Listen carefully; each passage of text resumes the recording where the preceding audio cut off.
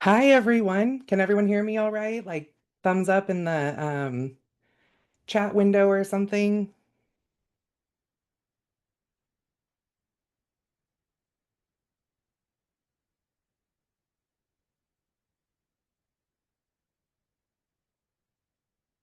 Just want to make sure all the tech is working good. You know how that goes. Oh, I'm so excited to see everyone.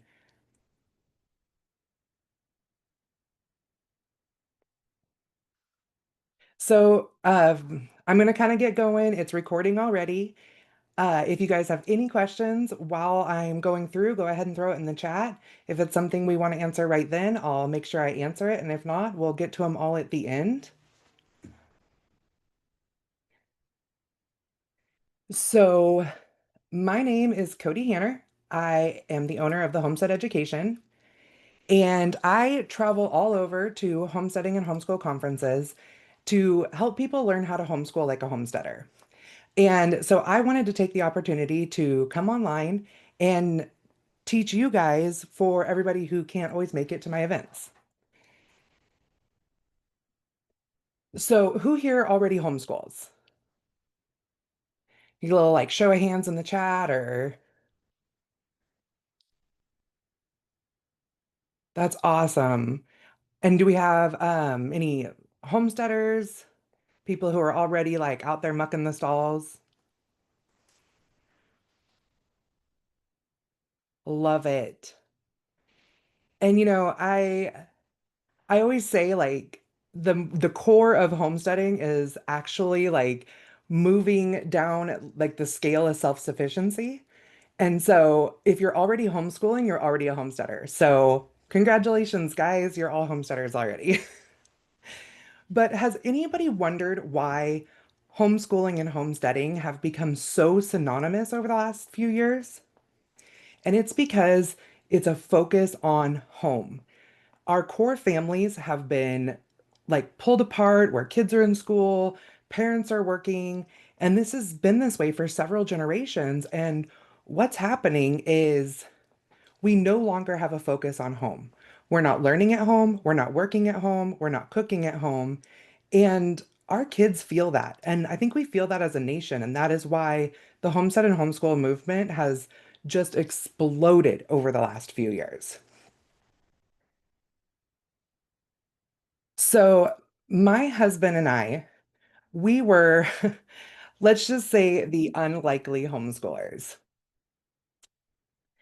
We were that family that said that we would like never homeschool, that that was our time home with our kids or without our kids.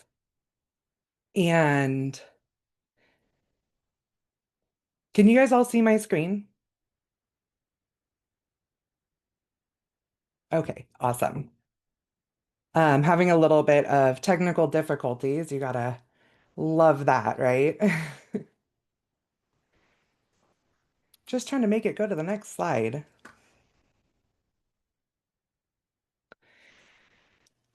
But yeah, we were absolutely like, we just were not into the thought of having our kids home with us. And, we were a yours, mine, and ours family. And so we were still trying to learn how to um, even run our family, let alone trying to bring all of our kids home.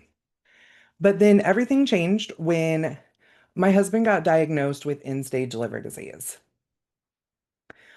Um, he, we were in our early 30s,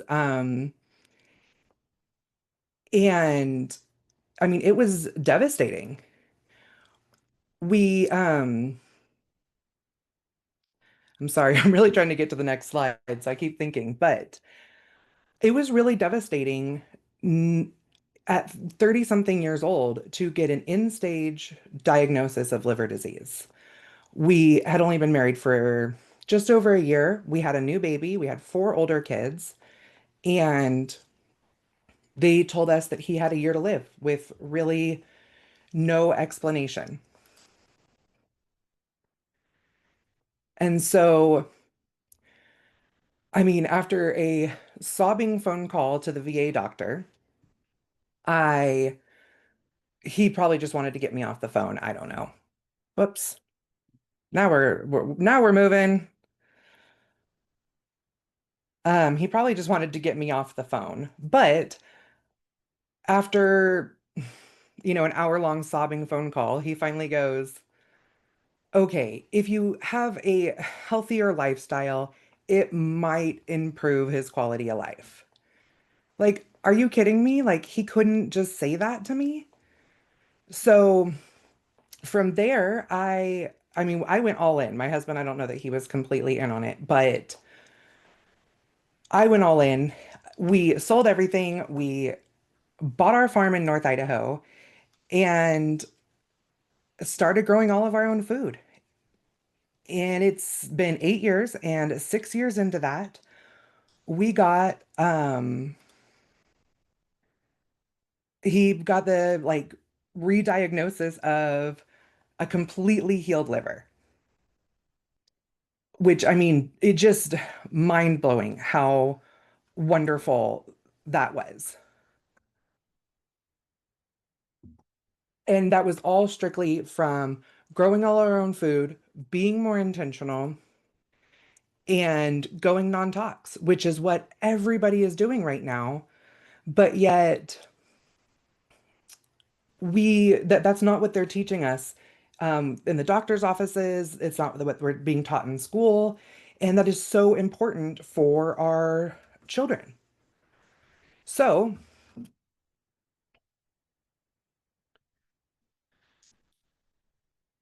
we decided to go ahead, and while we were working on his healing journey, that we would pull the kids out of school and try to figure out how to do this homeschooling thing. And honestly, like what we saw right away was huge stress relief. We thought it would be more stressful having our kids home, but immediately we weren't always in fear of a call from the school or one of the kids getting sick or something. Like we were just home with them. Our mornings weren't rushed, there was no yelling, none of that. I mean, it was like overnight stress gone. Now, we got into some new stresses learning how to homeschool, which we did that all wrong for a while. But for a second, let's just talk about like what we were thinking like when we were homeschooling. Like we didn't want to teach our kids. We thought homeschooled kids were weird and let's face it, they are. I was trying to find a picture of my kids the other day for a reel to show how unhomeschooled they looked, and that was a lost cause because every single picture I have of my kids, they're either being weird or they had animals with them, which it kind of seems like it just screams homeschooling too. So, but when we knew we wanted them home, and but the system was broken and we were stuck. But if you look at what is going on in the schools right now, and I mean, I have to admit, probably the last 6 months, things have lessened up a little bit. Like, I think everybody's kind of saying it's broken. But think about the five people that have the most influence on your kids. Like, I remember when we were kids and, your mom's trying to talk to you about who you're spending your time with. And they're like, whoever you spend the most time with has the most influence on you. Well, when we were kids, we could list like our five best friends. And if one of them was getting into trouble, maybe we shouldn't be hanging out with them. But instead, our kids, they have social media, they have all the influences of kids at school or whatever programs they're going to who also have influence of social media. They are watching whatever they want to watch on TV. It's not like when we were kids and our parents could say, "Oh, you don't get to watch TV after 8 o'clock because there's bad things on." No, that's not the case. Like our kids can find whatever they want all day long, and parental controls don't work that well. They're also like being exposed. Well, back to the who the influences are. I always say if you want your kids' first influence, that's a problem. Like you should have the biggest influence on your children and not in a controlling way, not to block out everything else, in a way that you are helping them view the world in a way that is not falling into the political ideologies that is not a reliance on systems. And if they're going to public schools, look up AB 1955 in California. That is a law that says they can not tell you if your child is transitioning. Like it is against the law for them to let you know if your child is making a huge choice like that. But if your kid just needed therapy for something, you'd have to sign off on that. So, I mean, it's the system that they have set up right now. It's just really scary that they can take so much from us. But the best learning environment for our kids may not be in school, especially if you have neurodivergent kids. And I have a whole pile of neurodivergent kids. So let's kind of hop into homeschooling 101 because I'll tell you right now, when we started homeschooling, we were going through a charter and they sat me down and they're like, you can teach whatever you want. And I was like, what do you mean, whatever? She goes, oh, just get online and find what curriculum you want. I was like, what do you mean? Like, I had no clue. Now, that was 8 years ago, and there's a lot more resources out there now. But for those of you that are already homeschooling, you probably know a lot of this stuff, but I am going to tell you a little bit how it can work on a homestead. So, first off, if you are still considering homeschooling and you aren't sure what the laws are in your state, check out HSLDA. Um, that is where you can get all the laws for your state for homeschooling. And they have a membership that if you are worried that you aren't going to meet those laws, or you have a family member that's, threatening CPS on you if you homeschool or something like that, you can join their membership and they will represent you. So, like, huge resource right there. Um, Now the next one is everybody talks about homeschool methods. Oh my gosh, it is so overwhelming. I mean, right off the bat, like, am I a traditional homeschooler? Am I a classical homeschooler? Charlotte Mason, Montessori, eclectic, unschooling. Oh my gosh, there's so many. So us, we're traditional eclectic unschoolers. So basically, like, I have no clue what we're doing, but we love working out of textbooks just as much as we love learning hands-on. And that's a huge part of working on the homestead. And when it comes to choosing curriculum, don't get bogged down in that either. Find ones that have samples. Find ones that you can get free downloads. I mean, just kind of anything that works for your family. Try new things. And if it doesn't work for you, it's not a failure to stop. After 8 years, we have some ways that we do that. That if we choose a curriculum, we let the kids buy in on what they want to learn. So, for example, if I say, hey, we're doing algebra this year, my teenagers will hop online and find an algebra curriculum that they resonate with. Or maybe I'll be like, hey, here's three that I think will work really good for you guys, so pick the one that works. If they love it, great. If they don't love it, they get one veto a year of their homeschool curriculums. So we can like toss it out and try something new. And in the meantime, the rest of them they have to finish, and they're the ones who chose it. So there's a little bit of ownership in that one. And I've started working that in with my younger kids as well. Honestly, though, don't get too wrapped up in choosing curriculum. And there's some states that are a lot more strict about what you can teach and how it has to be taught. But you can still do that without curriculum. Just take notes, journal a lot, pictures, timers, hours, have teachers sign off on things, whatever you need to do to make sure you show that you're reaching all of that. Because, I mean, honestly, if there's over 4 million families that are homeschooling right now, we're doing it right. But what is the benefit of doing it on a homestead? And the first question I get all the time is how do we have time to homestead and homeschool our kids? Because, yeah, it's a full-time job to do both. But what it really breaks down to is we all know homeschool kids only need, 1 to 4 hours of school a day, depending on what they're doing. My preschooler, 15 minutes a day. That's all he needs. When you get up to the high school level, they're taking some college prep classes. So yeah, they're going to be, taking their algebra, their geometry, their biology with labs and things like that. So yeah, their school is going to take a little longer, but I give them their schedule for the year. They have a year to finish it. And when I say a year, I give them 12 months because we're homesteaders and our life can be really crazy. there's never a day that goes the way it's supposed to. I mean, just this week, we had three sows go into labor. And last night, as we were moving everybody around to go out of town, two of our fences, electric fences, went out. So the guys were down in the canyon at 10, 11 o'clock at night trying to figure out how to fix this fence when we're supposed to be packing to leave for a trip. So there's no way that you can ever like have things go smoothly on a homestead.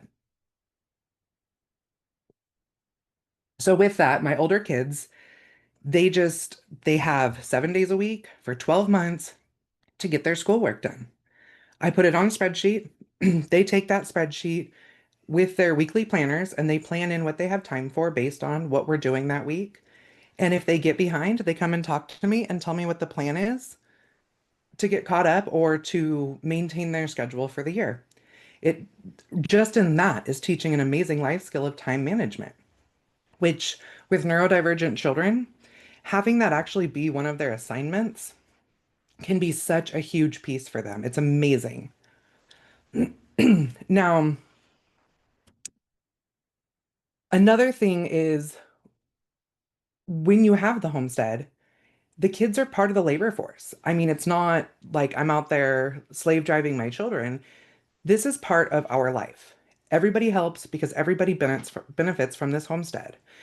It's no different than, when there's other family-owned businesses and the kids work in it. Our kids help run our homestead. They eat from it. That's where the finances come from. And in the meantime, they're learning life skills. They're learning the trades. They're learning how to run the business, budgeting, mechanics, all of those things. So we can integrate what we're learning with our homestead and our homestead chores. And with combining those, the time is like it doesn't take up the time that most people believe that it does. And if one thing has to go, I usually let schooling go first over the homestead because that's what supports us.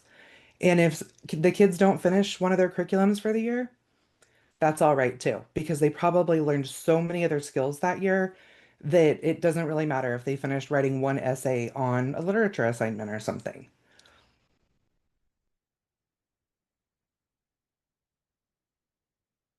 The way we blend those two, though, is, some people call it child-led learning. Um, we kind of say we ask the question and then we answer it. So instead of teaching a kid a subject and then turning around and making them regurgitate that information, we go out on the homestead or whatever it is that we're doing in life. And when there's something that needs to have a question asked or there needs to be research done, they learn that. They ask the question, then they learn it, then they show us how to do it.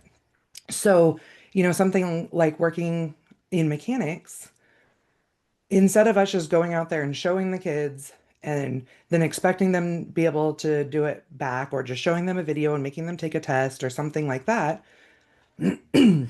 we have them read about it, we have them watch a video, we show them how to do it, we have them show us how to do it, and then we have them teach one of their siblings.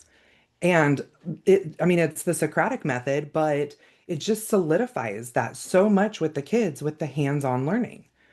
When we have a day that we need to go doctor an animal or we need to administer medications or something like that to the herd, before we head up to the barn in the morning or the night before when we're planning our day, I don't just tell the kids, hey, we have to go,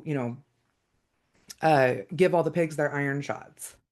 I have them look up why we give our pigs iron shots, and how the iron shots need to be administered. Are they subcutaneous? Are they intramuscular? Like all these things that by the time they get up there, they are ready to do it and they understand why we are doing it. If there's things that we don't know how to do, oh my gosh, when we tried to raise goats, I was constantly needing to look stuff up. So then I bought a book on how to raise goats, and I have it up at the barn with me trying to figure out how to do something, and the darn goats ate the book. So I we ended up doing a thing where when we had things with the goats, we would come back to the house and we had research pages. On those research pages, we would look up things online in books wherever we needed to find it, even getting out my old animal science books from college. And the kids would research what we needed to do. We would make a decision together. We would take notes on those decisions. And then that goes in a binder. So the next year, when we're like, what were we supposed to do with the goats again? We have all that information. Plus, luckily, we live in a state where we don't have to show proof of what we're teaching the kids. But if that were to ever change, or I need to put together their transcripts, I have a whole binder full of research projects that the kids have done on the homestead that have the dates. I can assign a time with it. I can assign if we were learning science or business or, anything else, health. And it's been a really great way to reference back what we're doing. We also let the kids choose their curriculum based on their interests. And sometimes that means I'm creating something completely from scratch. Uh, One of our kids, he's really interested in agriculture. He runs a micro dairy on our farm. He wants to expand that. So this year he asked if his um like extras for school, like his elective, could be dairy science. I was like, there are no dairy science curriculums out there. I mean, I'll get to my curriculum here in a minute, but even with that, there's not like an advanced dairy science curriculum out there for teenagers to take to learn at the same level that they would in a high school agriculture science class or even in college. So, seems how we have a raw dairy, I figured we should probably focus on raw milk. I had him read the book Keeping a Family Cow and create a journal.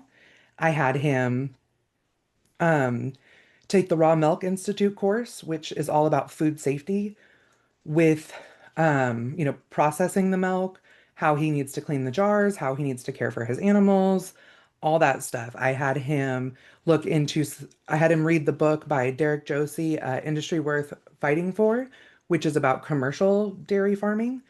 We love Derek. He's the Tillamook dairy farmer, and he has wonderful things to teach, but it's a different viewpoint from, say, maybe the Keeping the Family Cow, which is a more holistic approach to uh, raising dairy cattle. I had him do research on our breeds. And then I said, okay, you need to help me get our raw milk permit. You need to make the dentist appointment or the dentist, the veterinarian appointments to get her the shots that she needs for our state requirements. You need to start looking into how to market our milk, setting a budget so that I can work that into our farm budget before we start making money off of our milk. It's been a whole process for him that actually ended in me creating an entire business curriculum for him to take along with his raw milk education. Now, like I mentioned before, we are traditional eclectic unschoolers. So here's a little view of what homeschooling can look like on our farm or our homestead any given day. The kids were learning how to make fires here. Now, we also go to a co-op. The kids get weekly learning with other families where they're getting their math and science, and it's in a way not their regular like algebra that they take every day, but learning stuff in a different way. Like learning how to like solidify math skills or taking a debate class, which is something that's, if you're taking debate in a homeschool, you're just fighting with your siblings. So, taking it in your co-op, you're learning so much more. We also teach things like survival basics and cooking and all those things in our co-op so that the kids are getting those life skills as well. Now, not all of our kids have been super easy to teach. Um, we have one, like my husband and I kind of call him our nightmare when it comes to homeschooling. He has severe ADHD and ODD, which is oppositional defiance disorder. And that means that he is defiant to authority figures, but also to like societal norms. So, I mean, like, even trying to get that kid to wear anything other than cowboy boots has been an absolute nightmare for us. When he was still in public school, he wouldn't wear tennis shoes for PE. And the class kept losing their Friday pizza parties. And so they were trying to get him to start wearing his tennis shoes, and he told them that we could not afford tennis shoes. So the school fundraised to get him a pair of tennis shoes so that he wouldn't just wear his cowboy boots. Mind you, he had a brand new pair of Nikes at home that had never like even came out of the box. So, I mean, he was impossible to teach. And sitting down with him and trying to get him to do regular math, science, English lessons was just not something that was going to happen. So we started something called strewing with him. Some people say that strewing is manipulative, and well, with him, I was trying to be manipulative because there was really no other ways to get him to learn. I bought a book on homestead building projects and I set it on the kitchen table. And I said, "Hey, I got a new book." Well, he didn't care because he doesn't care about books. But I said, "Yeah, it teaches you how to do building projects and I need a new trellis." And he's like, "Oh, it teaches how to do like stuff like that?" I was like, "Yeah, flip through there, see what we need." Well, the next it was, "Oh my gosh, I have so much canning I need to do. I need a trellis." And he's like, "Just one?" And I was like, no, I probably need two or three." And next thing I knew, we were sitting at the table, like calculating out how much material he was going to need, setting a budget, reading through the words, him asking what the words meant. He was about 15 at the time, but he still really struggled with his reading because it wasn't something that ever resonated with him. And he's out in the yard. He built me three trellises, found a place where he could source the wood for free, and ended up building them and selling them. And was making enough of a profit that he kind of liked this work thing. And so he went to our neighbors and tried to sell him a trellis, and he ended up instead getting a job at their maggot farm. Yes, we have a maggot farm next door. Um, so he was working there before and after school. And he came to us and said, "I just want to work. I do not want to do school." And, at 15, we were like, oh, that's a really tough decision because you're not required in Idaho. I mean, they say you should teach till you're 16, but he was coming up on that really fast. And he wanted to get his license, he wanted to get a car, but we said, you have to keep your schoolwork up to do that because we needed him to show responsibility.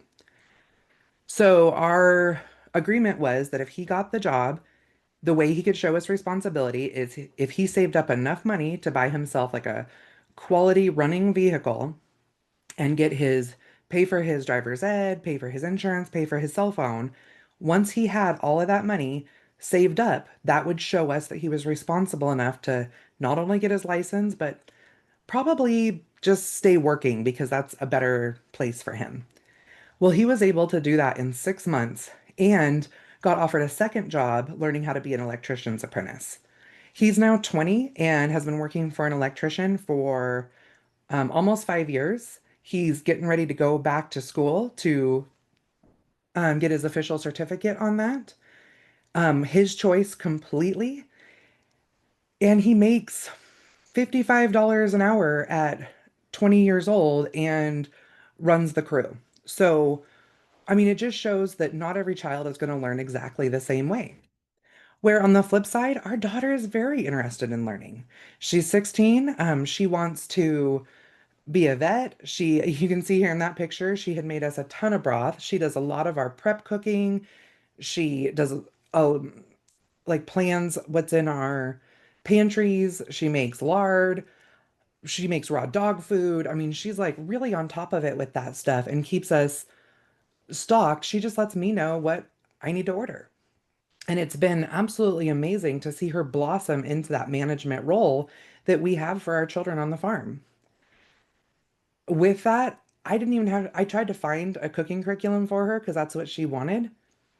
There wasn't one out there that was going to meet her at the level that she was at. She is cooking beyond most adults at this point, along with all the prepping and food storage and all those things that she does. Like she could be teaching the class. So, absolutely, that is going to be a credit for her when she does her transcripts to go on to college. There would be no reason to not to. Our 7-year-old who's riding the pig in that picture there, he actually started his own worm farm. Um, he went to a homestead event. He was selling homestead pictures and giving away free business advice. made enough money to come home and buy the stuff to like the little containers to put his worms in. He started a worm farm. He had me order him a book. He is with his homestead pictures. Ordered me or had me order him a book on how to do a worm farm. Mind you, he does not know how to read. We've kind of let him do the thing where kids aren't necessarily wired to read until they're 8, and we're letting him self-lead when he's ready for that. But he has his older brother read him that book at night so that he can make a sign so that his other little brother doesn't knows not to put bad things in the worm farm. Of course, the little brother doesn't read at all, but at least he's putting the effort into it.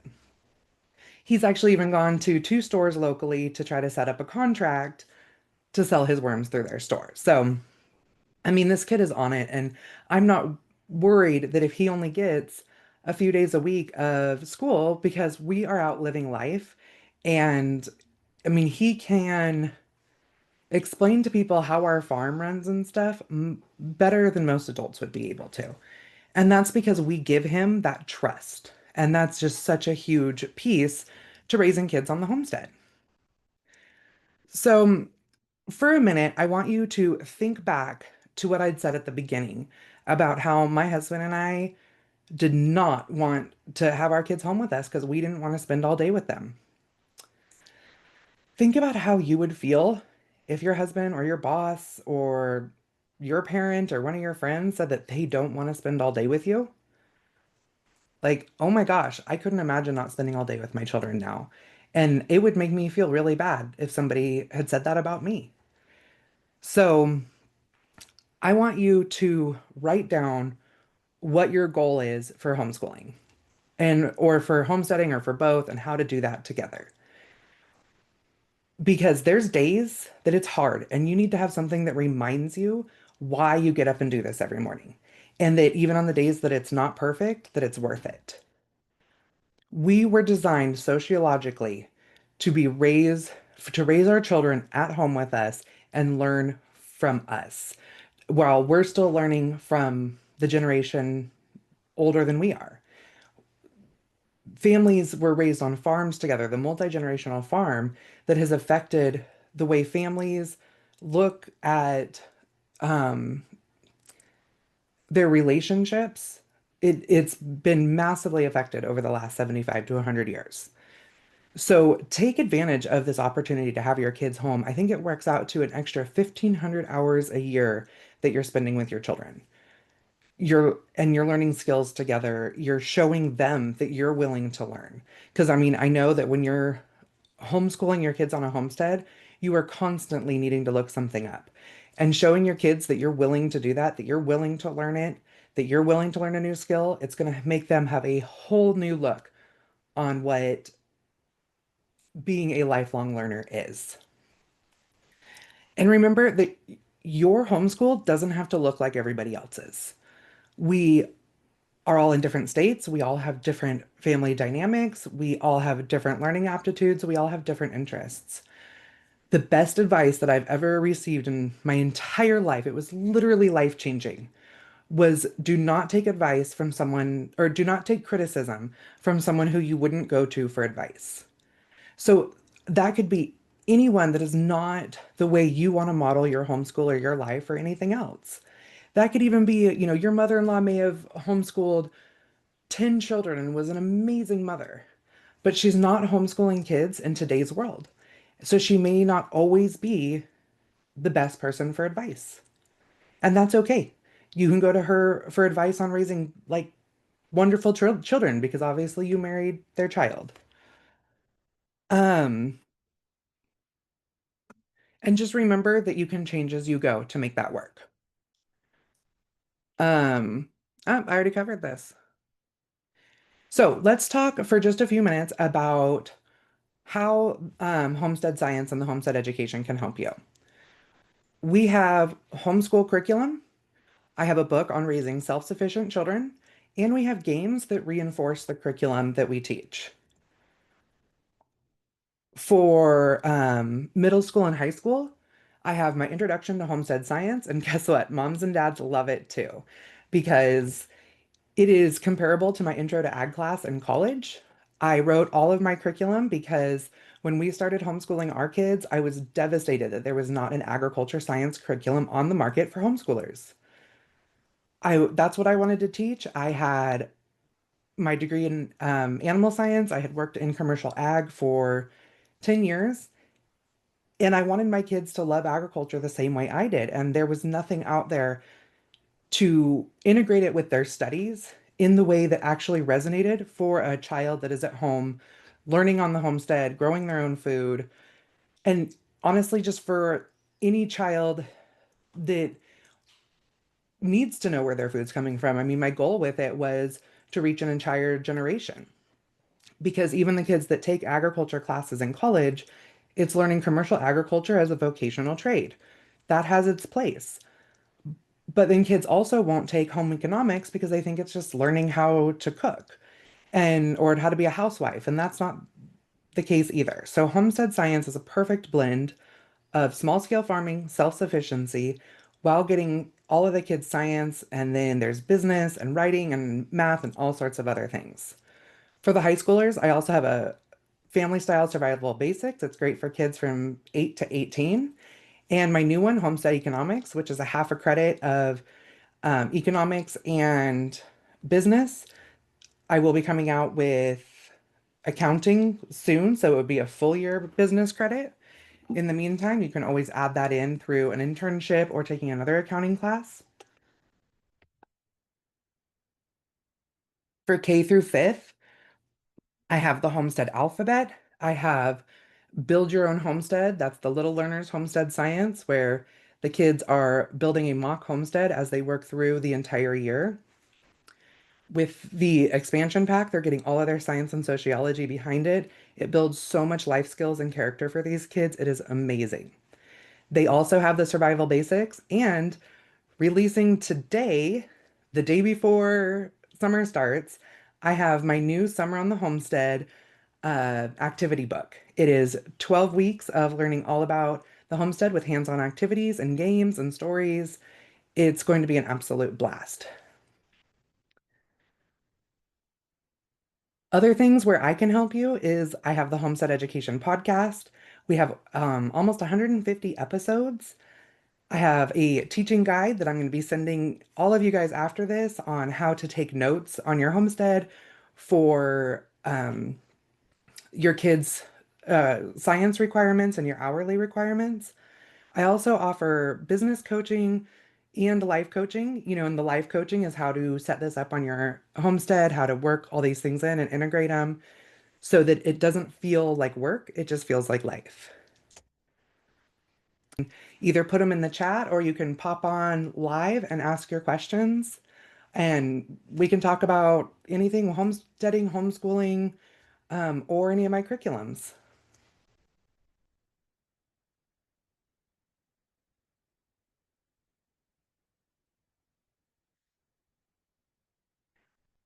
I know I had one question. Oh,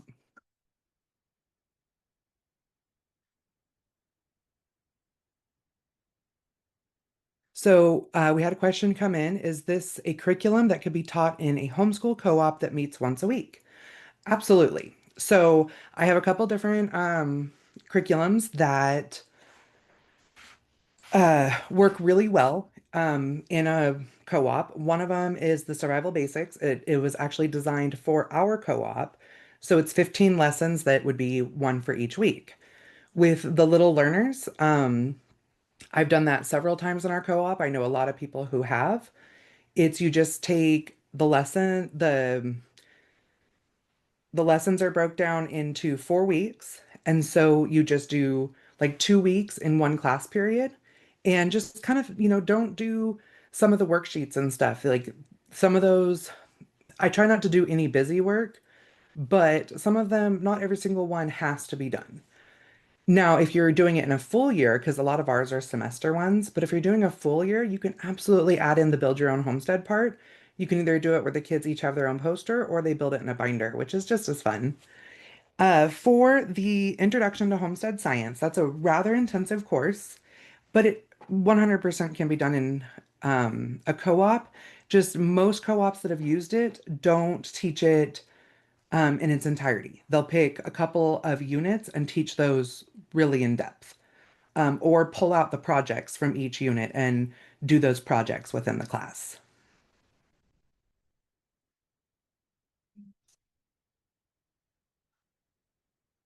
Um, if you guys want to check out a sample, that's one of the questions that I get a lot is we have a plant sample that covers both the little learners and the introduction to homestead science side by side. And it also lets you know all of the labs that are in there. And so you can see what you would be doing every day if you took the advanced homestead science. Let's see here. I see one. Do you feel like that kids don't really love the idea of homesteading and the chores and things with it? Do you feel like they get drawn into it and start to enjoy it from this curriculum? I have had a lot of reports that say that. Also, for kids that struggle with even just wanting to do their schoolwork, this one just tends to make more sense for them because everybody eats. And so they're learning where their food comes from. They're learning off-grid life. They're learning mechanics, cooking. There's like all these different pieces. They're gonna find something that they click with a little bit more. I also have a lot of families tell me, and this I did this for my daughter. She's dyslexic, so I did every other block in the book with a color layer over it. So it's easier for their eyes to read just the part that they're working with. And so I've found that a lot of families really enjoy it for that. I get emails all the time that people buy it at a conference. They aren't even sure if their kids are going to like it. And they get in the car and the kid reads the book the whole way home and is excited to actually start the projects. The other side of that is when they learn why you need to do these things, that going and watering animals every day isn't just a monotonous task, but that there's a whole scientific process that goes into when you consume water, what that does for your body. I've seen that that really makes some changes with the kids too, because you're not just making them do something, you're having them take ownership of something. Let's see here. I have an almost 5.5-year-old boy and a 4-year-old girl just getting started. I think my son might have ADHD and ODD. My daughter is more eager to learn. What's a good age, especially for my defiant son? We know letters, numbers, colors, shapes, currently working on life skills and manners mainly. At 5, I wouldn't do anything more than working on life skills and manners. Now, with that, if part of it is that life skill is learning that sometimes you have to do things that you don't want to do, and so it is okay to just say, we're going to sit down and we're going to, do this many worksheets every day. If, and then you can make the choice if he's too squirrely or being too defiant, be like, you're not ready to do this right now. Like you need to eat something and come back.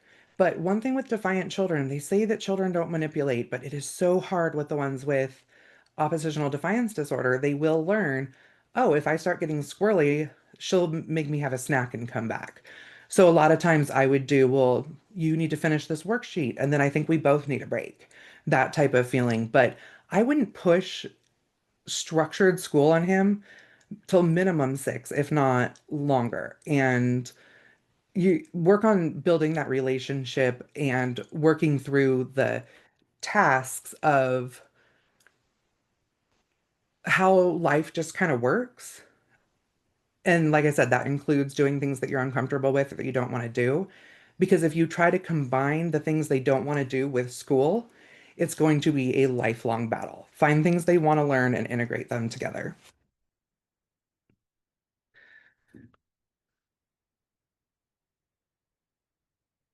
All right, looks like my lovely assistant put in there that if you want that sample, you can shoot us an email. Um, Making sure that I'm getting all of these questions. Oh, I'm glad you found me too. I have been hoping there was something like this. I just didn't know what to search for. Yeah, and that's exactly where we were. I spent 2 years creating curriculum and digging for everything that I possibly could. And there was just, I don't want to say there was nothing because that does take away from 4-H curriculums and curriculums that high schools use. They just weren't designed for what the average family is doing to learn that whole piece of the farming, the food, the home economics, the business, like all of it worked together.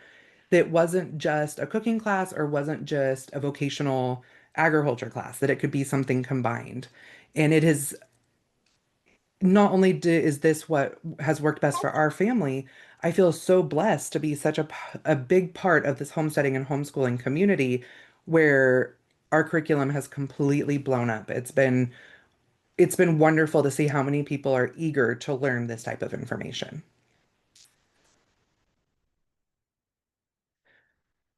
All right, we have a couple more minutes. Oh, what kind of cow do we have? Looks like you're getting a mini Jersey next month. That is super exciting. We have uh brown Swiss, and that's what's in the picture. We now have her baby um on the farm as well. So the one in the picture is our brown Swiss heifer Feta, and then we bought a brown Swiss bull. We named him Garth. He looks like a giant teddy bear. And then we had our calf Feta. We're actually getting ready to send off their genetics to confirm if they're A2A2. We do believe that they are based on the genetics that was reported to us, but we want to get that confirmed for sure. Oh, thanks. We had a lot of fun with the names too.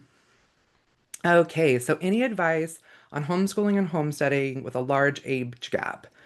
I homeschooled two 12-year-olds, 8-year-old, 7-year-old, have two toddlers, and I'm currently 9 months pregnant. The overwhelm and anxiety are real. Well, then you came to the right gal because, anxiety is my middle name. But we have raised our kids with a huge age gap. Our older boys are 20 and 21, and then we have 16-year-old twins, and then a 5 and 7-year-old. So when we moved to the farm, um, well, we always had a small farm, but when we moved to our homestead and really dug into this, I was actually 9 months pregnant, or no, I was 7 weeks pregnant with our 5-year-old. I had actually blood clots in my lungs from the drive up here from Oregon, which was terrible. But yeah, we completely had to figure out how to do this while I was teaching a 16-year-old, two 11-year-olds, and a 3-year-old and pregnant with another one. So, what I really did is in some cases, they did their work separately. I have always felt like the kids need to be able to manage their own schooling to some extent. I even do that with my 7-year-old at this point. He gets up in the morning and he knows that before he can go do other things, he needs to, brush his teeth, do his morning chores, which is like feeding the dogs and feeding any brooder chickens that are in the house. And then he sits down with his tablet and does reading eggs and IXL, and then he has a science YouTube video he can watch. The reason I have him do that is because during that same time, I'm starting my business for the morning.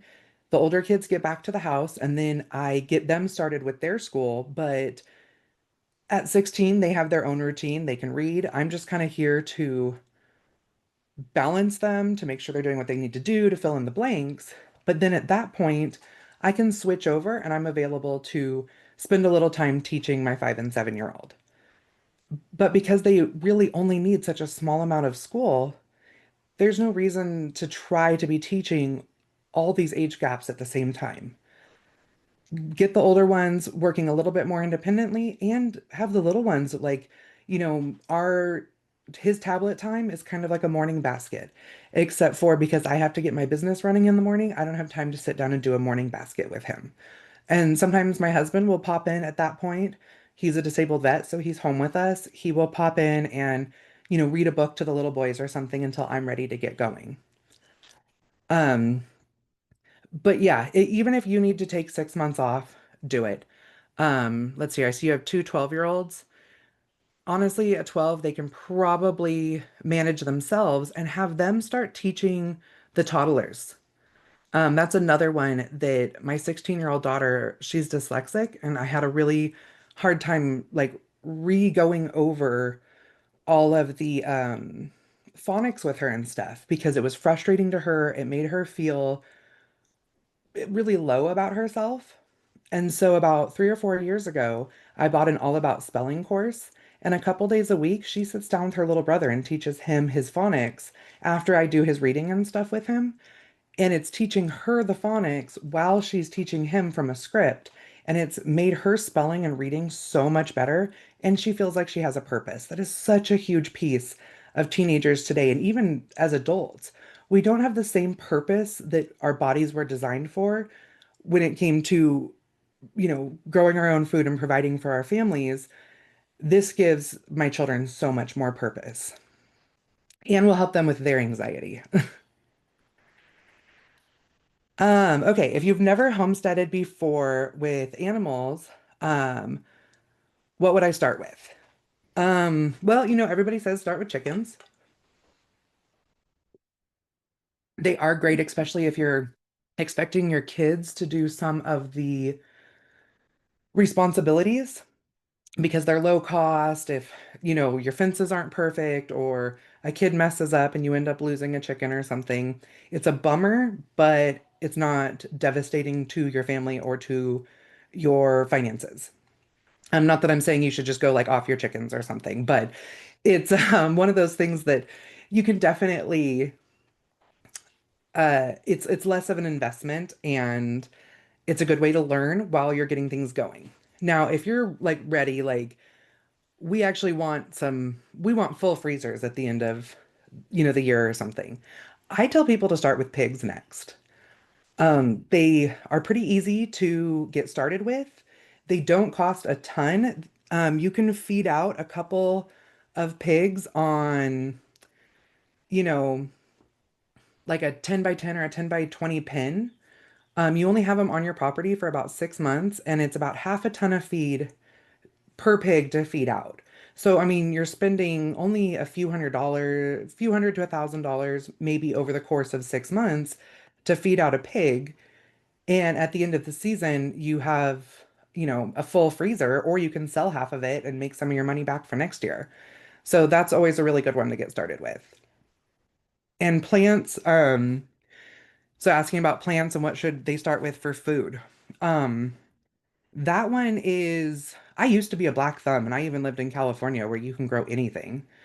But what you should do is pick, about 5 to 10, depending on the size of your garden, that your family actually eats. Like, if no one in your family eats beets, do not waste your time growing beets.